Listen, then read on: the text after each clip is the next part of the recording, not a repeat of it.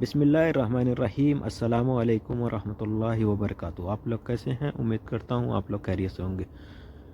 دوستوں، جب ملکہ سبا کے قاصد تحفے لے کر حضرت سلیمان علیہ السلام کی خدمت میں حاضر ہوئے تو انہوں نے فرمایا، تم نے اور تمہاری مالکہ نے میرے پیغام کا مقصد غلط سمجھا۔ کیا تم یہ چاہتے ہو کہ ان تحفے کے ذریعے جن کو تم بہت قیمتی سمجھ کر خوش ہو، مجھ کو پھسلاؤ؟ حالانکہ تم دیکھ رہے ہو کہ اللہ تعالیٰ نے مجھ کو جو کچھ دے رکھا ہے اس کے مقابلے میں تمہاری یہ قیمتی دولت بالکل ہیچ ہے۔ اسی لیے تم اپنے تحفے واپس لے جاؤ اور اپنی مالکہ سے کہو کہ اگر اس نے میرے پیغام کی تعمیل نہیں کی تو میں ایسی بھاری بھرکم فوج کے ساتھ سبا والوں تک تم اسے بچاؤ کرنے کے اور مقابلہ کرنے میں کامیاب نہ ہوگے، اور میں تم کو ذلیل و رسوا کر کے سحر بدر کر دوں گا۔ قاصدوں نے واپس جا کر ملکہ سبا کے سامنے پوری رپورٹ دی کہ حضرت سلیمان علیہ السلام کی شوکت و عظمت کو جو کچھ دیکھا تھا وہ پورے کا پورا سنایا اور بتایا کہ اس کی حکومت صرف انسانوں پر ہی نہیں بلکہ جن اور حیوان بھی ان کے فرمان ہیں تابع اور سدے ہوئے ہیں۔ ملکہ سبا نے جب یہ سنا تو طے کر لیا کہ حضرت سلیمان علیہ السلام سے لڑنا اپنی ہلاکت کو دعوت دینا ہے۔ بہتر یہی ہے کہ اس کی دعوت مان لی جائے۔ حضرت سلیمان علیہ السلام گرمی خط میں یہ جملہ تھا، واتونی مسلمین آدھین بن کر میرے پاس آؤ، چونکہ مالکہ سبا حضرت سلیمان علیہ السلام کے دین و مذہب کو نہیں جانتی تھی، اسی لیے اس کا لفظ مسلم کو لفظ کے معنی میں سمجھتے ہوئے یہ سمجھا کہ جابر بادشاہوں کی طرح حضرت سلیمان علیہ السلام کی مقصد بھی یہ ہے کہ اس کی فرمانبرداری اور شان حکومت کا اعتراف کرتے ہوئے اس کے ماتحت ہو جانا قبول کر لوں۔ اسی لیے اس نے یہ طے کر کے سفر کرنا شروع کر دیا اور حضرت سلیمان علیہ السلام کی خدمت میں روانہ ہو گئی۔ حضرت سلیمان علیہ السلام کو کے ذریعے معلوم ہو گیا کہ ملکہ سبا خدمت میں حاضر ہو رہی ہیں، تب اپنے درباریوں کو خطاب کر کے فرمایا کہ میں چاہتا ہوں کہ ملکہ سبا کا یہ پہنچنے سے پہلے اس کا شاہی تخت اٹھا کر یہاں لے آؤ۔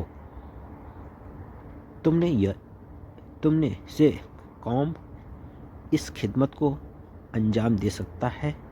یہ سن کر ایک دیو پیکر جن نے کہا کہ آپ کے دربار میں برخاست کرنے سے پہلے میں تخت کو لا سکتا ہوں، مجھ کو یہ طاقت حاصل ہے اور یہ کہ میں اس کے بیش بہاؤ سامنے کے لیے آمین ہوں، ہرگز سخانت نہیں کروں گا۔ دیو پیکر جن کا یہ دعویٰ سن کر حضرت سلیمان علیہ السلام کی وزیر نے کہا کہ میں آنکھ جھپکتے ہی اس کو آپ کی خدمت میں پیش کر سکتا ہوں۔ حضرت سلیمان علیہ السلام نے رخ پھیر کر دیکھا تو ملکہ سبا کا تخت موجود پایا، فرمانے لگے یہ میرے پروردگار کا فضل و کرم ہے، وہ مجھ کو آزماتا ہے کہ میں اس کا شکر گزار بنتا ہوں۔ نافرمان اور سچ تو یہ ہے کہ جو آدمی اس کا شکر گزار بنتا ہے وہ اصل میں اپنی ذات ہی کو نفع پہنچاتا ہے، اور جو نافرمانی کرتا ہے تو اللہ اس کی نافرمانی سے بے پرواہ اور بے گزر اس کا وبال خود نافرمانی کرنے والے ہی کے اوپر پڑتا ہے۔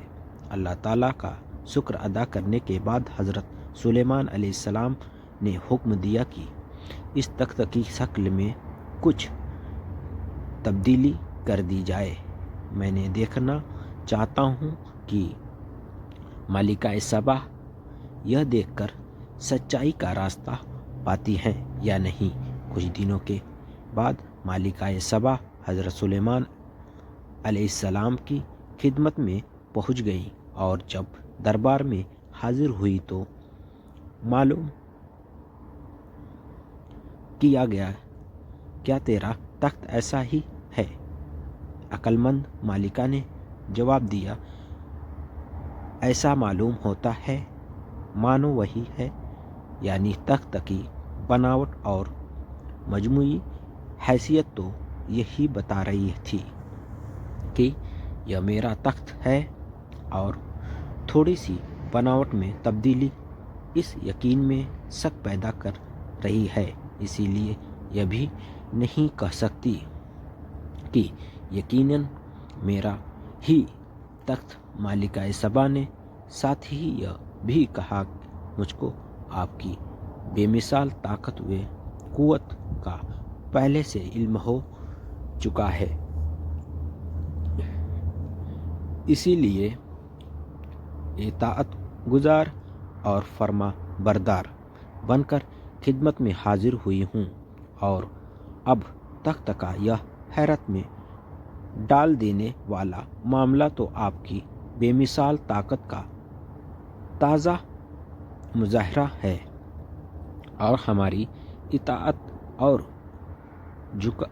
جھکاؤ کے لیے ایک کوڑا، اسی لیے ہم پھر ایک بار آپ کی خدمت میں وفاداری اور فرما برداری کے ذریعے کرتے ہیں۔ ملکہ نے یقین کر لیا کہ مسلمین ہم فرما بردار ہیں کہہ کر ہم نے حضرت سلیمان علیہ السلام کے پیغام کی تعمیل کر دی اور اس مقصد کو پورا کر دیا، اور ملکہ کی شرک بھری زندگی اور سورج پرستی روک بنی۔ حضرت سلیمان علیہ السلام کے پیغام کی حقیقت سمجھ سکیں اور ہدایت کا راستہ مل سکے، اسی لیے حضرت سلیمان علیہ السلام نے مقصد کے ذریعے کرنے کے لیے دوسرا دلچسپ طریقہ اختیار کیا، اور اس کی تیزی اور ذہانت کو بھڑکایا۔ وہ یہ کہ انہوں نے جنوں کی مدد سے ایک شاندار شیش محل تیار کرایا تھا جو ابگنے کی چمک، محل کی اونچائی اور انوکھی کاریگری کے لحاظ سے بے نظیر تھا، اور اس میں داخل ہونے کے لیے سامنے جو صحن پڑتا تھا اسے بہت بڑا حوض کھدوا کر پانی سے بھر دیا۔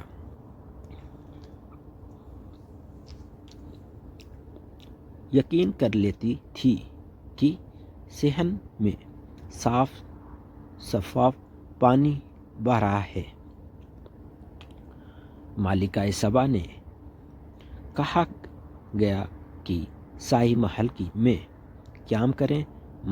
ملکہ محل کے سامنے پہنچی تو شفاف پانی بہتا ہوا پایا۔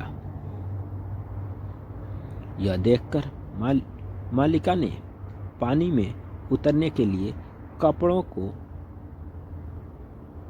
पिडुलिया से ऊपर उठाया तो हज़रत सुलेमान अलैहिस्सलाम ने फरमाया कि इसकी ज़रूरत नहीं, यह पानी नहीं है। सारे का सारा महल और उसका खूबसूरत आंगन चमकते अबगिने का है। मालिका की तेजी और सूझबूझ पर यह कड़ी चोट थी, जिसने सूरत हाल समझने के लिए इसकी अक्ली ताकतों को जगा दिया और उससे अब समझा कि इस वक्त तक जो कुछ होता रहा एक ज़बरदस्त बादशाह की कहराना ताकतों का मुजाहिरा नहीं है, बल्कि मकसद मुझे यह बता देना है कि हज़रत सुलेमान अलैहिस्सलाम को यह बेनज़ीर ताकत और मोजज़े की शान की किसी ऐसी हस्ती को दी हुई है जो चाँद सूरज बल्कि कुल कायनात का अकेला मालिक है। इसीलिए हज़रत सुलेमान अलैहिस्सलाम मुझसे अपनी ताबेदारी और फर्मा बरदारी की मांग नहीं कर रहे हैं, बल्कि उस अकेली ज़ात की इताअत का फर्मा बरदारी की दावत देना उसका मकसद है। मालिका का दिमाग में यह ख्याल आना था कि उसे फ़ौरन हज़रत सुलेमान अलैहिस्सलाम के सामने एक शर्मिंदा और नदीम इंसान की तरह अल्लाह के दरबार में यह इकरार किया, पहलनार आज तक अल्लाह के अलावा की परस्तिश करने में मैंने अपने नफ्स पर बड़ा जुल्म किया, मगर अब मैंने हज़रत सुलेमान अलैहिस्सलाम के साथ होकर सिर्फ़ एक अल्लाह पर ईमान लाती हूँ जो तमाम कायनात का परवरदिगार है, और इसे इस तरह हज़रत सुलेमान अलैहिस्सलाम के पैगाम वातुनी मुस्लिमीन की हकीकी मुराद तक पहुँचकर उसने दीन इस्लाम की अख्तियार कर लिया। कहतानी नस्ल की एक मशहूर शान सबा है। सबा अपने कबीले की बुनियाद डालने वाला था। यह अरब तारीख़ के महावीरों और नई तारीख़ के महावीरों की हकीकी है, और नाम उमर या आब्दे शम्स था। यह आदमी बहुत बहादुर और हिम्मतों वाला इंसान था।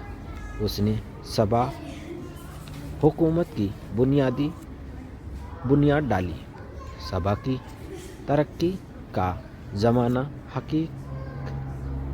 तहकीक करने वालों की नज़दीक लगभग 1100 ईस्वी पूर्व समझा जाता है। सबा की हुकूमत का असल मरकज़ अरब के दक्षिणी हिस्से का यमन के पूर्वी इलाके में था। राजधानी का नाम मारिक था।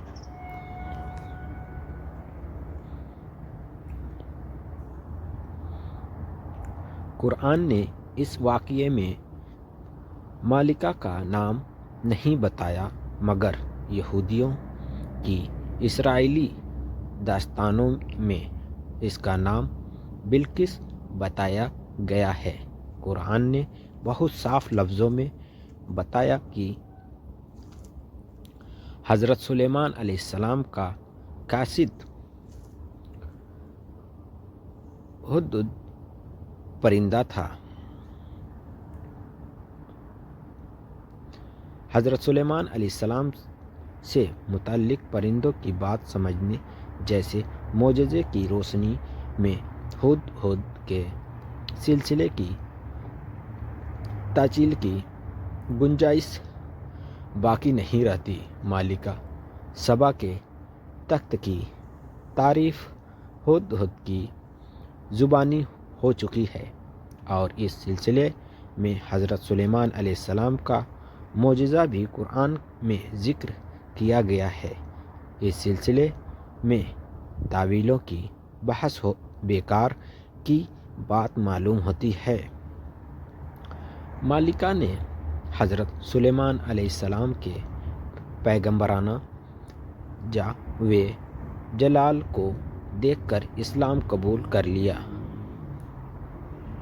اور اس مکمل واقعے میں حضرت سلیمان علیہ السلام کی یہ ایک غرض تھی کہ جسے انہوں نے اپنے پہلے ہی خط میں ظاہر کر دیا تھا کہ مگر مالکہ اس وقت اس غرض کو نہ پا سکی تھی۔ قرآن میں اور صحیح حدیثوں میں نفی یا اس بات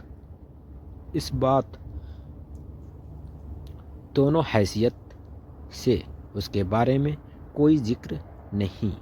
قرآن مجید میں حضرت سلیمان علیہ السلام کی وفات کا جو واقعہ بیان ہوا ہے، اس کا حاصل یہ ہے کہ حضرت سلیمان علیہ السلام کے حکم سے جنوں کی بہت بڑی جماعت شاندار عمارت بنانے میں لگی ہوئی تھی۔ حضرت سلیمان علیہ السلام کو موت کا پیغام آ پہنچا، مگر جنوں کو ان کی موت کی خبر نہیں ہوئی، اور وہ اپنی ذمہ داریوں کے ادا کرنے میں لگے رہے، اور ایک مدت کے بعد دیمک نے ان کی لاٹھی کو چاٹ کر اس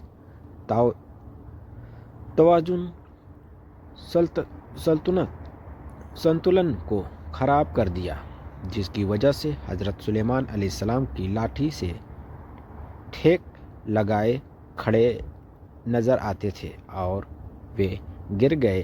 تب جنوں کو معلوم ہوا کہ حضرت سلیمان علیہ السلام کا زمانہ ہوا انتقال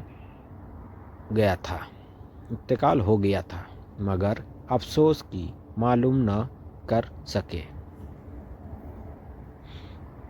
حضرت سلیمان علیہ السلام کے خوف سے مبتلا رہے۔ ترجمہ: اور اب ہم نے اس سلیمان کی موت کا فیصلہ کر دیا تو ان جنوں کو اس کی موت کی خبر کسی نے نہیں دی، مگر دیمک نے، جو سلیمان کی لاٹھی چاٹ رہی تھی، اور اب سلیمان کی لاٹھی کا توازن سنتلن خراب ہونے کی وجہ سے گر پڑا، تو جنوں کو پر ظاہر ہو گیا کہ وہ غیب کا علم رکھتے ہیں، تو اس سخت مصیبت میں مبتلا نہ رہیں۔ اسی لیے جنوں کو افسوس ہو رہا کہ اگر وہ غیبدہ ہوتے تو اسے بہت پہلے آزاد ہو گئے ہوتے۔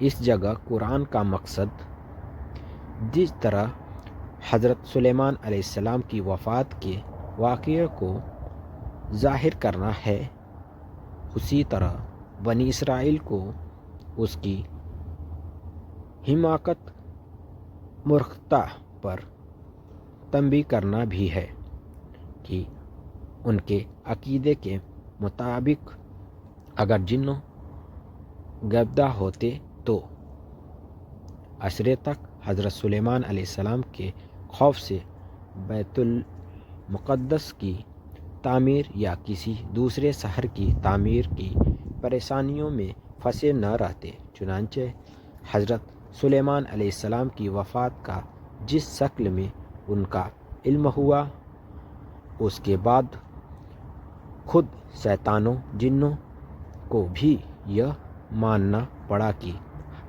ہمارا روبدان کا دعویٰ قطعی طور پر غلط ثابت ہوا۔ السلام علیکم ورحمۃ اللہ وبرکاتہ۔